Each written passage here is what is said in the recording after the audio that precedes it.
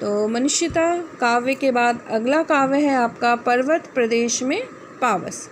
जो पर्वत का प्रदेश होता है वहाँ पे जब वर्षा ऋतु आती है तो कैसा होता है वहाँ का माहौल, कैसी होती है प्रकृति, वो आपको पढ़ना है इसमें। आ जाते हैं सुमित्रा नंदन पंत 1900 ईस्वी से 1977 ईस्वी। पहले कवि के बारे में हम जान लेते हैं, फिर काव्य के बारे में जानेंगे। 20 मई 1900 को उत्तराखंड के कौसानी अल्मोड़ा में जन्मे सुमित्रा नंदन पंत ने बचपन से ही कविता लिखना शुरू कर दिया। तो इनका जन्म कहाँ पे हुआ था? उत्तराखंड में। इसलिए इन्होंने पहाड़ों के ऊपर जो बारिश होती है उस समय के बारे में काव्य लिखा। 7 साल की उम्र में स्कूल में काव्य पाठ के लिए पुरस्कृत हुए। तो 7 साल की उम्र में ही इनको पुरस्कार मिला था। 1915 में स्थायी रूप से साहित्य सृजन शुरू किया और छायावाद के प्रमुख स्तंभ के रूप में जाने गए।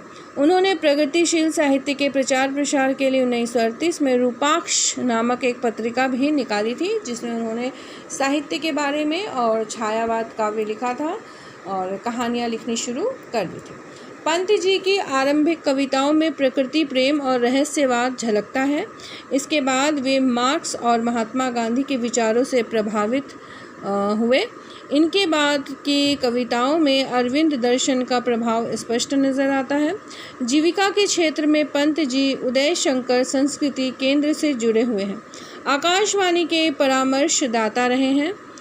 लोकायतन सांस्कृतिक संस्था की स्थापना इन्होंने की है। 1961 में भारत सरकार ने इन्हें पद्म भूषण सम्मान से सम्मानित किया था। हिंदी के पहले ज्ञानपीठ पुरस्कार के विजेता भी सुमित्रा नंदन पंत हैं। ठीक है। पंत जी को कला और बूढ़ा चांद कविता संग्रह पर 1960 में साहित्य अकादमी पुरस्कार भी मिला। सन 1969 में चिदम्बरा संग्रह पर ज्ञानपीठ पुरस्कार सहित अनेक पुरस्कारों से सम्मानित भी किया गया। उनका निधन 28 दिसंबर 1977 को हुआ था। इनकी प्रमुख कृतियां हैं वीणा, पल्लव, युगवाणी, ग्राम्या, स्वर्ग किरण और लोकायतन। ठीक है। तो बहुत सारे पुरस्कारों से इनको अलंकृत किया गया था और काफ़ी अच्छा लेखन कार्य करते थे सुमित्रा नंदन पंत। अब इनके काव्य के बारे में आज थोड़ा जान लेते हैं हम। काव्य परिचय देख लीजिए आप। प्रस्तुत काव्य जो है वो पर्वत प्रदेश में पावस में पर्वतीय क्षेत्रों में वर्षा ऋतु का अनुपम वर्णन किया गया है। तो जो पर्वत क्षेत्र होते हैं, पर्वतीय क्षेत्र जहाँ पे पर्वत होते हैं, उस क्षेत्र में जब वर्षा ऋतु आती है तो वहाँ का जो दृश्य है वो काफ़ी अनुपम हो जाता है, मतलब बहुत अधिक सुंदर हो जाता है। वर्षा ऋतु में हर क्षण पहाड़ का वेश बदलता हुआ दिखाई देता है। तो वर्षा ऋतु जो है वहाँ पे पहाड़ों का जो वेश है, वेशभूषा है, वो हर पल बदलती हुई नज़र आती है। आपको इस काव्य में यही देखने को मिलेगा कि पहाड़ों की वेशभूषा कैसे बदलती है।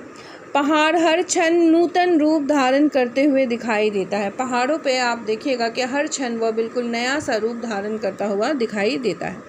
अपने सहस्त्र पुष्पों रूपी आँखों से वह फार फार कर देख रहा होता है। तो अपने सहस्त्रों पुष्प यानी कि हजारों फूल के जैसी आँखों से वह देखता हुआ दिखाई पड़ता है। कौन? पहाड़, पर्वत। उसका विशाल आकार जलमग्न है। और पहाड़ों का विशाल आकार कैसा है? जलमग्न है। पहाड़ों के नीचे छोटे छोटे तालाब हैं।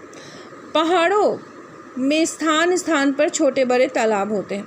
कवि कहता है कि जब उन पर सूर्य की किरणें पड़ती हैं तो वो दर्पण के समान चमकते हुए दिखाई देते हैं। और जब उन तालाबों में सूर्य की किरणें पड़ रही होती हैं तो ऐसा लगता है कि जैसे कितने बड़े बड़े दर्पण किसे कहते हैं? शीशा, जिसमें हम अपने चेहरे को देखते हैं, अपना प्रतिबिंब देखते हैं। वो दर्पण जो है वो चमकता हुआ दिखाई देता है। क्यों? क्योंकि उसमें सूर्य की किरणें पड़ रही होती हैं। तो काफ़ी मनोरम दृश्य हो जाता है। ठीक है। जगह जगह पर जल प्रपात पर्वत पर मोती की लड़ियों के समान दिखाई दे रहा होता है।